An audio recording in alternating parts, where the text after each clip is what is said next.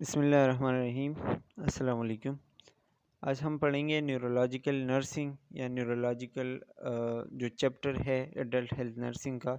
इसमें ज़्यादातर जो है आपके ब्रेन के बारे में बताया गया है। तो ब्रेन में मैंने ऑलरेडी वीडियो बनाई हुई है और बहुत डिटेल के साथ हर पार्ट का अलग अलग फंक्शन बताया हुआ है। ब्रेन के जितने पार्ट्स हैं सब कुछ बताया हुआ है उसमें। तो अगर आपको ज़्यादा इसमें डिटेल ना मिले या किसी चीज़ में कन्फ्यूजन हो तो आप वो वीडियो भी देख सकते हैं। सबसे पहले आपको ब्रेन का फंक्शन और स्ट्रक्चर बताया गया है। तो जैसे कि हमें पता है कि ये बॉडी का कंट्रोल सेंटर है जो कि नर्व इम्पल्स लेता है बॉडी से और वापस उसको रिस्पॉन्स करता है जिस तरीके से मतलब उसको रिस्पॉन्स देना चाहिए। हमारे बॉडी के मुख्तलिफ पार्ट्स ब्रेन से कंट्रोल है, जैसे कि हमारा मूवमेंट, हमारा स्पीच, हमारे इमोशंस, हमारे कॉन्शियस लेवल, जितनी भी चीज़ें हैं, हार्ट रेट, ब्रीदिंग, सारी चीज़ें यहाँ से कंट्रोल है। और स्पेशली इसके जो मतलब मेन पार्ट्स है ब्रेन के वो तीन है। आपके पीपीटी के मुताबिक जो मैं यहाँ पे पढ़ रहा हूँ उस पीपीटी के मुताबिक थ्री पार्ट्स है जो कि मोस्ट इम्पॉर्टेंट है। वो है सेरेब्रम, सेरेबेलम और ब्रेन स्टेम। ब्रेन स्टेम में आपका mid brain, pons and medulla oblongata आता है। इन तीनों को हम कलेक्टिवली ब्रेन स्टेम कहते हैं, ठीक है। अच्छा, इसके अलावा बाहर ब्रेन को प्रोटेक्ट करने के लिए, फ्रैक्शन से बचाने के लिए एक फ्लूइड होता है जिसको हम CSF कहते हैं, सेरेब्रोस्पाइनल फ्लूइड। ये एक वाटरी लिक्विड होता है जो कि आपके ब्रेन और स्पाइनल कॉर्ड के बाहर जो मेनिंजेस लेयर होते हैं उसके अंदर मौजूद होता है। और ये एक ब्लड ब्रेन बैरियर भी बनाता है जिसको मतलब अंदर किसी भी माइक्रोब, कोई भी बैक्टीरिया को अंदर नहीं जाने देते, ठीक है। और ये वेंट्रिकल से प्रोड्यूस होता है, आपके ब्रेन में वेंट्रिकल्स होते हैं उससे प्रोड्यूस होता है। और ये आपके जो है मतलब ब्रेन से ही प्रोड्यूस होता है जिसमें वेंट्रिकल है, और आपके बॉडी में इसका रेगुलेशन ब्रेन से ही होता है। इसके अलावा मेनिंजेस है। मेनिंजेस जो है आपके 3 लेयर्स है जो कि ब्रेन और स्पाइनल कॉर्ड के बाहर मौजूद है, उसकी प्रोटेक्शन करते हैं। इसके 3 लेयर होते हैं, मेनिंजेस के भी 3 लेयर होते हैं।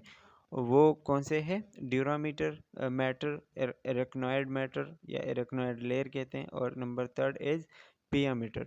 अब ये जो हमने पहले CSF पढ़ा वो आखिरी के 2 लेयर के बीच में होता है, एरेक्नॉइड और पिया मीटर।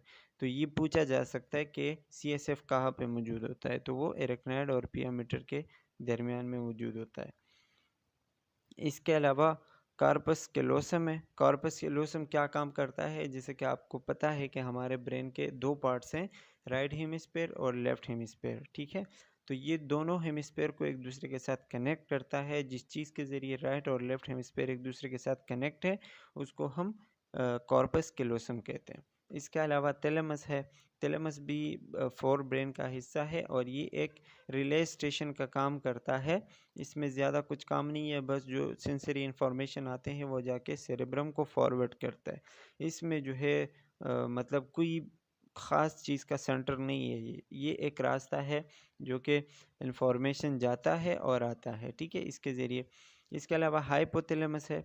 हाइपोथैलेमस थैलेमस के नीचे मौजूद होता है और ये आपके बॉडी का टेम्परेचर, हार्मोनल सिक्रीशन, जैसे कि ये आगे जाके आपके एंडोक्राइन ग्लैंड के साथ कनेक्ट होता है, पिट्यूटरी ग्लैंड के साथ, ठीक है। तो ये वही सारी चीज़ें कंट्रोल करता है, जैसे कि आपके temperature, hormone, blood pressure, emotions, appetite वगैरह, स्लीप पैटर्न, ये सारी चीज़ें यहाँ से कंट्रोल होती हैं। ये आपको अकॉर्डिंग टू द PPT पता होनी चाहिए। वेंट्रिकल्स क्या है? आपके ब्रेन में जो है 4 वेंट्रिकल है जिसमें फ्लूइड होता है, ठीक है। और ये क्या करते हैं कि मतलब सेरेब्रल हेमिस्फीयर जो है उनके अंदर मौजूद होता है और वो आपका स्पेशली जो CSF है वो प्रोड्यूस करता है, ठीक है। ये आपको वेंट्रिकल्स का बताए गए हैं कि कहाँ कहाँ पे मौजूद है, तो ये आप देख सकते हैं। कोराइड फ्लेक्सिस जो है आपका CSF मतलब प्रोड्यूस होता है, तो ये आप देख सकते हैं।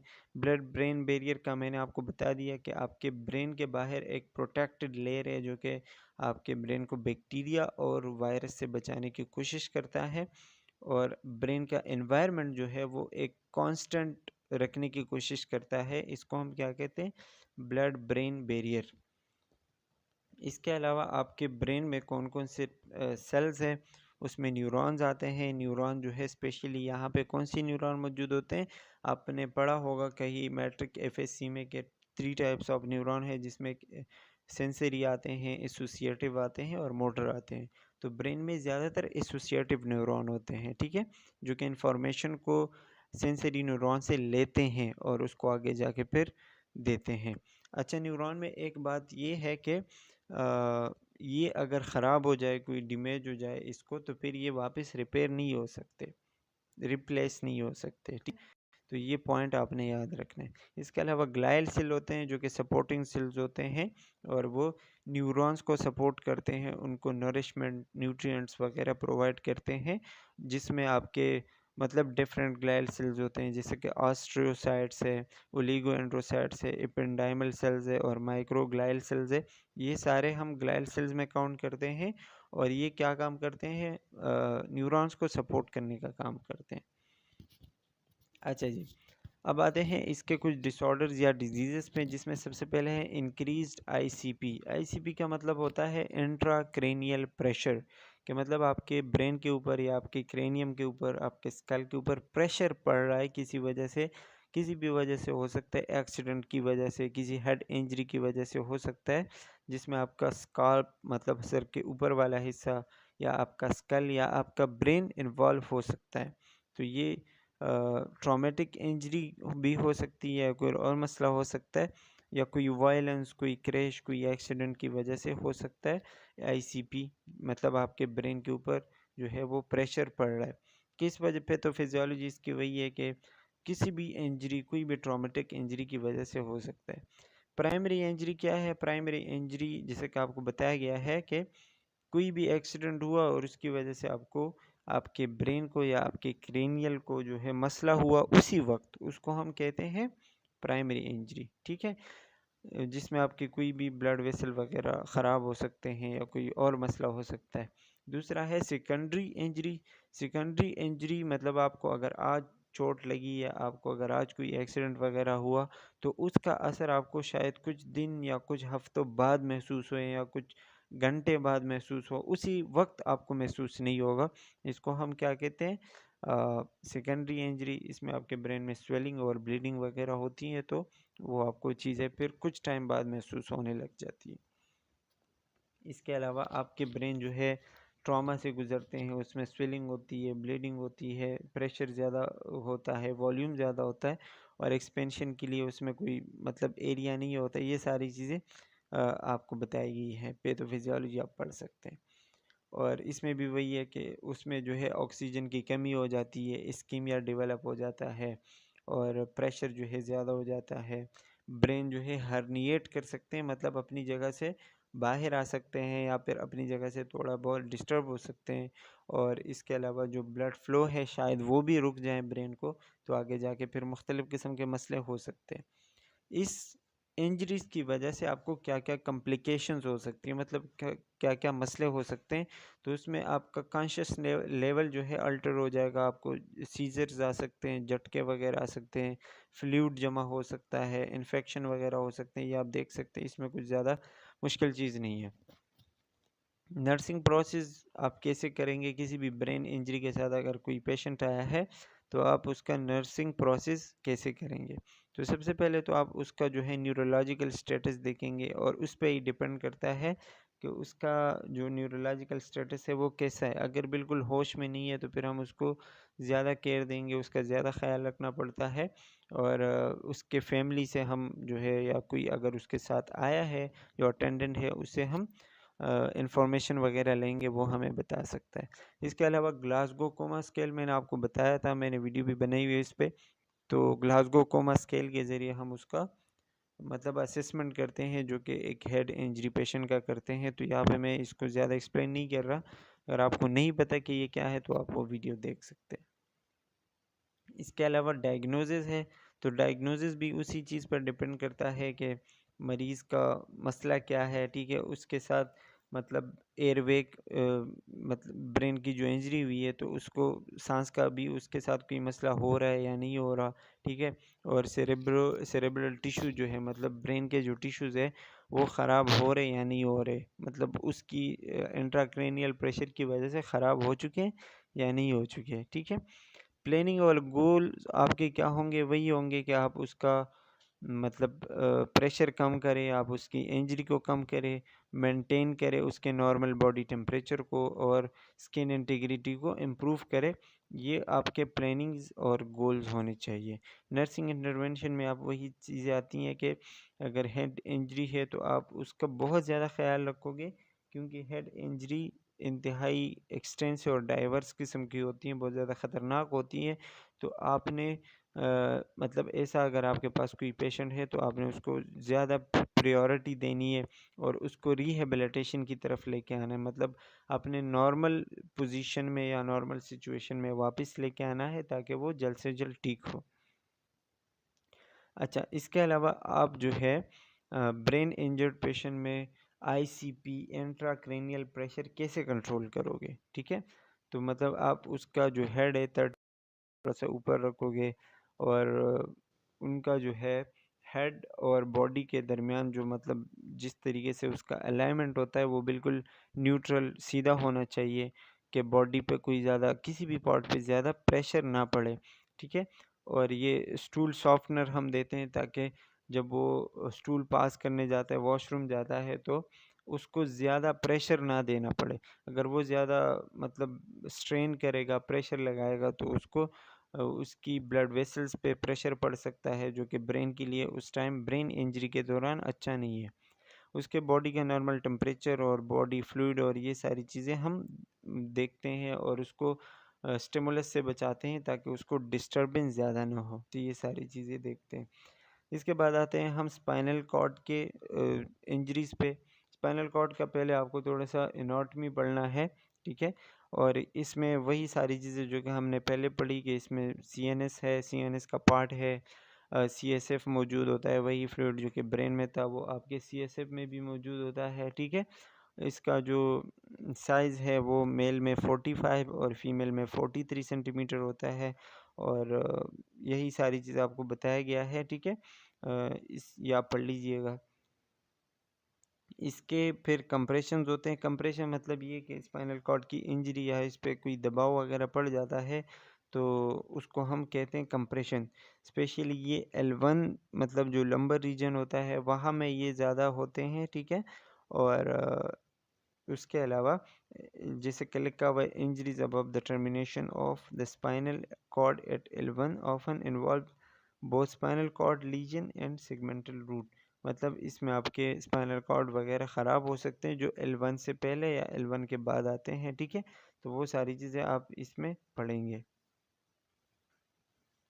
अच्छा, इसमें भी वही चीज़ें हैं कि इसके जो मतलब इंजरीज़ है वो प्राइमरी या फिर सेकेंडरी हो सकती हैं, तो वो मैंने आपको ऑलरेडी बता दिया है कि प्राइमरी उसी वक्त जब आपको कोई मसला होता है किसी भी एक्सीडेंट की वजह से, कोई भी इंजरी की वजह से, ठीक है, तो उसको हम कहते हैं प्राइमरी, जो कि उसी वक्त आपको इंजरी वगैरह महसूस हो, आपको दर्द महसूस हो, बुलेट वगैरह अगर किसी को लग जाए या कोई वेपन हो, तो इसकी वजह से क्या होता है प्राइमरी। इसके अलावा अगर कोई सेकेंडरी है तो सेकेंडरी में मतलब थ्रोम्बोसिस की वजह से, ब्लड क्लॉट जिसको हम कहते हैं, या हाइपोपरफ्यूजन की वजह से, या कोई और मसला हो, तो स्लोली स्लोली आपको चीज़ें फील होना शुरू हो जाती हैं, ठीक है। इसको हम सेकेंडरी कहते हैं। इसके रिस्क फैक्टर क्या है कि कोई भी मतलब ट्रॉमा की वजह से हो सकता है, कोई मैकेनिज्म ऑफ इंजरी की वजह से हो सकता है, स्पाइनल पेन या कोई और मसला हो, अल्टर कॉन्शियसनेस हो, कि मतलब बंदा होश में नहीं है तो वो शायद कि उसका एक्सीडेंट हो जाए, गिर जाए, ट्रॉमा और ट्यूमर्स और ये सारी चीज़ें बताए गए हैं, ठीक है। क्लिनिकल फीचर क्या है, मतलब आपके अगर स्पाइनल कॉर्ड में कोई मसला आ जाए तो क्या क्या चीज़ें आपको महसूस हो सकती हैं। आपको जो है फटीग होगा, इसके अलावा आपका गेट जो है वो ख़राब, मतलब बॉडी पोस्चर जो ख़राब हो सकता है, लेग में पेन होगा, थोरेसिक स्पाइन जो है वो ख़राब होगा, आपको पेन वगैरह महसूस होगा। आपके सेंसरी और मोटर न्यूरॉन जो है शायद वो काम ना कर पाए सही से, ठीक है, क्योंकि उसमें पेरेस्थीसिया हो जाए। पेरेस्थीसिया मतलब लॉस ऑफ फंक्शन। और इसके अलावा आपको अगर आपको कोई टच करेगा स्लोली तो आपको लाइट टच शायद महसूस ना हो, तो ये सारी चीज़ें आपके जो है ख़राब हो जाती हैं। इसके अलावा जो रिफ्लेक्स एक्शन वगैरह है तो वो भी ख़राब हो जाते हैं। और ये सारी चीज़ें जो जो जितने भी काम आपके स्पाइनल कॉर्ड से कंट्रोल है या उसमें आपका स्पाइनल कॉर्ड इन्वॉल्व है तो वो आप नहीं कर पाते। ये आपको उसका बताया गया है, उसके सारे रीजन्स बताए गए हैं, सर्वाइकल, थोरेसिक, लंबर और सेक्रल। ठीक है, ये इसके अलावा आखिर में कॉक्सिजियल है। इन्वेस्टिगेशंस कैसे करते हैं? इन्वेस्टिगेशन मतलब किसी भी ट्रॉमा या किसी भी इंजरी को आप मालूम कैसे करते हैं? तो उसमें आप या तो एक्सरे कराएंगे या सीटी स्कैन कराएंगे या फिर एमआरआई वगैरह कराएंगे, जो कि आपको पता चलता है। ठीक है, इसके अलावा अगर रेनल का कोई मसला है तो उसमें डिहाइड्रेशन होगा, कोई और मसला है हीमोग्लोबिन है तो आपको उसका बताते हैं, हेमाटोक्रेट वगैरह ब्लड की कमी का बताते हैं। इनिशियल मैनेजमेंट में आपके क्या आता है कि आप स्पाइनल कॉर्ड के स्टेबिलिटी को मेंटेन करेंगे। ठीक है, इसके अलावा रिससिटेशन और इसका जो है आप मरीज़ को इमोबिलाइज करेंगे कि वो हरकत वगैरह ना करे। एयरवे मैनेजमेंट करोगे, मतलब ये कि वो सांस वगैरह सही से ले, ब्रीदिंग आप उसका मैनेज करोगे, देखोगे कि उसको कोई मसले ना हो। आगे जाके आप उसको न्यूरो सर्जन के पास भेजोगे और वो जो है अपना अपना काम करेगा, जो भी उसके मैनेजमेंट्स हो। कॉम्प्लिकेशंस मतलब इसकी वजह से और क्या क्या मसले या चीज़ें हो सकती हैं, तो वो मतलब जो रिफ्लेक्सेस होते हैं जो ऑटोमेटिकली होते हैं, बंदे को पता भी नहीं चलता वो किसी चीज़ को रिस्पॉन्स देता है, तो वो ख़राब हो जाएंगी, जो कि स्पाइनल कॉर्ड से होता है। प्रेशर सोर हो सकते हैं क्योंकि वो मूव नहीं कर पाएगा, एक ही जगह पे लेटा रहेगा, तो उसको प्रेशर सोर या बेड सोर जिसको हम कहते हैं, वो सारी चीज़ें हो सकती हैं। डिप्रेशन हो सकता है, मस्कुलोस्केलेटल पेन हो सकता है। और स्पाइनल कॉर्ड जो है ये बहुत स्लोली रीजनरेट होता है, तो ये क्या होता है कि मरीज़ जो है फिर ज़्यादा टाइम तक बेड पे रहता है और उसको बहुत सारे मसले हो सकते हैं। ठीक है, अच्छा जी, the next one is spinal disc herniation. इसमें नाम से ही पता चलता है कि हमारे जो वर्टेब्रा है उसके बीच में जो डिस्क होता है, जो कार्टिलेज होता है, जब वो अपनी जगह से हिल जाएं, बाहर आ जाएं, तो उसको हम कहते हैं स्पाइनल डिस्क हर्निएशन, जो कि फाइब्रस रिंग्स पर मौजूद होता है। मतलब वो फाइब्रस कार्टिलेज होता है, ठीक है, और वो अपनी जगह से किसी भी मतलब, तो उसको हम कहते हैं स्पाइनल डिस्क हर्निएशन।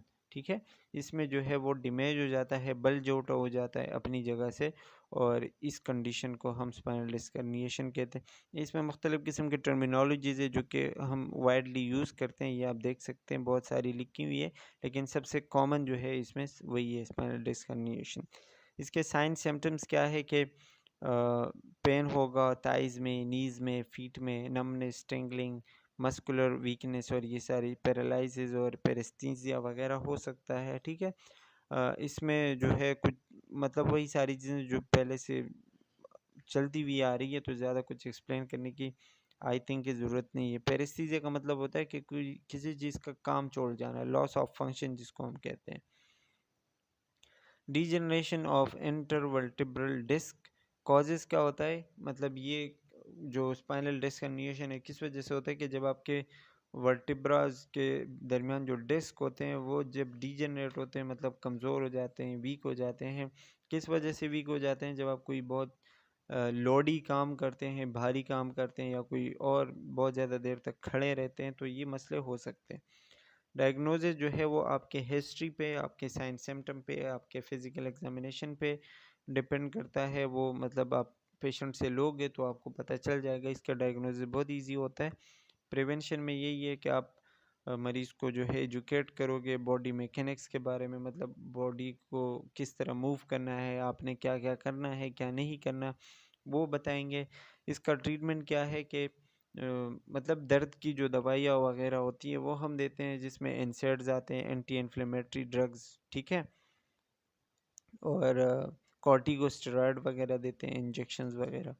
इसके अलावा सेरेब्रोवास्कुलर एक्सीडेंट है, जो कि हमने पहले भी पढ़ा है, आपने पैथो में पढ़ा होगा कि सेरेब्रोवास्कुलर एक्सीडेंट क्या होता है कि जब आपके ब्रेन में किसी भी ब्लड वेसल में ब्लड क्लॉट हो जाए और वो आगे ब्लड ना दे सके तो उसकी वजह से आपको स्ट्रोक हो सकते हैं। ठीक है, इस कंडीशन को हम कहते हैं सेरेब्रोवास्कुलर एक्सीडेंट और शॉर्टली हम स्ट्रोक कहते हैं इसको। लेकिन अगर मेडिकल टर्मिनोलॉजी हम इसके लिए यूज़ करें तो वो है CVA, सेरेब्रोवास्कुलर एक्सीडेंट, जिसमें आपके ब्लड वेसल्स में क्लॉट आता है। ठीक है, ये आपको दिखाया गया है और उसी क्लॉट की वजह से आगे ब्रेन को ब्लड नहीं जा पाता, या कभी कभी ऐसा होता है कि हेमरेज होता है, बहुत ज़्यादा ब्लीडिंग हो जाती है जो कि ब्लड वेसल के फटने की वजह से हो सकता है और वो जाके आगे मसले हो सकते हैं। किस वजह से? थ्रोम्बोसिस, एम्बोलिज्म या किसी हेमरेज की वजह से वो जाके आगे CVA जो स्ट्रोक है वो कॉज करवाता है। और इसमें अक्सर ट्रांजिएंट इस्केमिक हार्ट अटैक भी होते हैं, मतलब ऑक्सीजन की कमी की वजह से भी स्ट्रोक हो सकता है। ठीक है, तो ये सारी चीज़ें इसमें आती हैं। सेरेब्रोवास्कुलर इसमें जो है नर्सिंग प्लान क्या है कि may be related to neuromuscular involvement, मतलब न्यूरोमस्कुलर आप उसका ख्याल रखोगे, वीकनेस, पेरेस्थीसिया और ये सारी चीज़ें उसमें आएंगी तो आप उसका ख्याल रखोगे। पॉसिबली एविडेंस कैसे, मतलब आपको वो पता चलेगा कि इस मरीज़ को स्ट्रोक हुआ है तो उसका जो है मूव नहीं कर पाएगा सही से जिस तरह हम नॉर्मली मूव करते हैं। इसके अलावा उसका कोऑर्डिनेशन, बॉडी का जो मतलब रिस्पॉन्स है वो सही नहीं होगा, लिमिटेड रेंज ऑफ मोशन होगा, मतलब ज़्यादा मूव नहीं कर पाएगा और मसल स्ट्रेंथ उसका डिक्रीज़ होगा। ठीक है, डिज़ायर्ड आउटकम आपके क्या होने चाहिए, मतलब आप उसको किस तरह ट्रीट करेंगे, आपके जो रिजल्ट्स है वो क्या होने चाहिए कि मतलब उसके बॉडी पार्ट्स को आप बहुत ज़्यादा मजबूत करने की कोशिश करेंगे जो कि अफेक्टेड है, उसका पोजीशन और उसके मूवमेंट का ख्याल रखोगे ताकि वो सही से मूवमेंट करे, उसके स्किन इंटीग्रिटी का ख्याल करेंगे। ठीक है, तो इस तरीके से वो थोड़ा बेहतरी की तरफ आ सकता है। इसके बाद है सेंट्रल नर्वस सिस्टम की जितने भी इन्फेक्शंस और इन्फ्लेमेशन है वो पढ़ेंगे। सेंट्रल नर्वस सिस्टम जो है हमें ये क्या कहते हैं कि डिफेंडेड अगेंस्ट इन्फेक्शन, इन्फेक्शन से जो है वो अच्छा खासा बचा हुआ है, मतलब वहाँ पे वायरस वगैरह नहीं जा सकते क्योंकि वो एक टफ शीट और एक प्रोटेक्टिव मेम्ब्रेन के अंदर मौजूद है। ठीक है, जिसको हम मेनिंजिस कहते हैं और उसके अंदर फिर ब्लड ब्रेन बैरियर है और उसके अलावा भी मेनिंजिस और ये सारी चीज़ें मौजूद है, तो मतलब वहाँ पे नहीं जा पाता है। लेकिन कभी कभी ऐसा होता है कि किसी भी एक्सीडेंट की वजह से, वायरस की वजह से वहाँ पे बैक्टीरिया वगैरह चले जाते हैं, उस चीज़ को ब्रेक आउट करते हैं तो फिर उसमें मुख्तलिफ़ किस्म के इन्फेक्शन हो जाते हैं, जिसमें सबसे मोस्ट कॉमन है मेनिनजाइटिस। मेनिनजाइटिस जो है द इन्फ्लेमेशन ऑफ मेनिनजीज है। ठीक है, जो कि आपके ब्रेन और स्पाइनल कॉर्ड के जो इर्द गिर्द जो लेयर है उसका जब इन्फ्लेमेशन हो जाए तो फिर हम उसको मेनिनजाइटिस कहते हैं। इसके साइन सिम्टम क्या है कि हाई फीवर होगा, सीवियर हेडेक होगा, स्टिफनेस होगा, वोमिटिंग, नौजिया वगैरह हो सकता है और कंसंट्रेशन में मतलब कंसंट्रेट नहीं कर पाएंगे किसी चीज़ पे, सीजर, झटके वगैरह हो सकते हैं और स्लीपनेस, मतलब नींद आने में मुश्किल होगी, नींद सही से नहीं आएगी, लाइट जो है मतलब लाइट को जो है वो सेंसिटिव होगा, लाइट अच्छा नहीं लगेगा। ठीक है, ये सारी चीज़ें उसके साइन सिम्टम है। कॉजेज़ क्या है कि वही ज़्यादातर ये वायरल इन्फेक्शन की वजह से हो सकता है, उसके बाद ये बैक्टीरिया से हो सकता है। मतलब सबसे मोस्ट कॉमन इसका कॉज क्या है, अब ये आ सकता है एमसीक्यूज़ में कि most common cause of meningitis क्या है, वायरस है।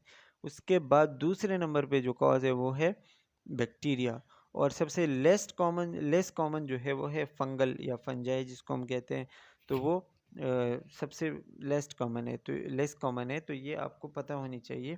ठीक है, और इसके अलावा जो है रिस्क फैक्टर क्या है कि किस वजह से होगा मेनिंजाइटिस, अगर आपने कोई वैक्सीन वगैरह मिस कर दी है, एज आपका बहुत ज़्यादा हो गया है, इम्यून सिस्टम ख़राब है, कभी कभी प्रेगनेंसी में भी होता है। टेस्ट डायग्नोज वगैरह आपको बताए गए हैं, इस तरीके से करते हैं।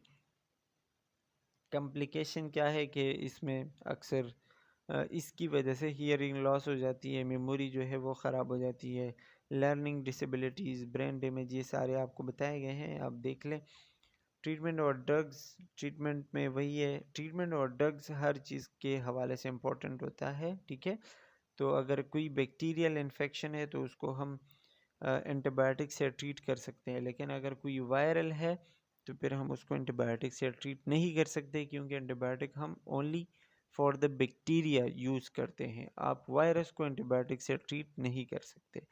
वायरस कभी कभी ख़ुद भी सही हो जाता है, कभी कभी अगर ख़ुद सही नहीं हुआ तो फिर हम डॉक्टर के पास जाते हैं और डॉक्टर मज़ीद आपको ट्रीटमेंट बताता है। इसके अलावा प्रिवेंशन वही है कि अपने हाइजीन का ख्याल रखोगे, एक्सरसाइज वगैरह करोगे, फूड का ख्याल रखोगे, वैक्सीन वगैरह का, ये सारी चीज़ें आप देख सकते हैं। Next one is encephalitis.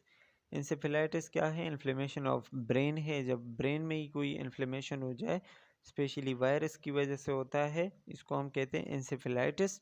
इसके साइन सिम्टम्स आपको बताए गए हैं, हेडेक, फीवर, मसल में दर्द होगा और ये फटीग वगैरह, ये सारी चीज़ें। एटियोलॉजी क्या है कि इसका एग्जैक्ट कॉज अभी तक पता नहीं है, अननोन है, लेकिन मोस्ट कॉमनली ये वायरस की वजह से हो सकता है, वायरस का बताते हैं। और इसमें एज वगैरह और ये वीक इम्यून सिस्टम ज़्यादा इन्वॉल्व होता है कि इसकी वजह से। टेस्ट में ब्रेन इमेजिंग करते हैं, लंबर पंक्चर करते हैं, उससे पता चल जाता है। लैब टेस्ट और भी बहुत सारे करते हैं, ब्लड और यूरिन वगैरह का।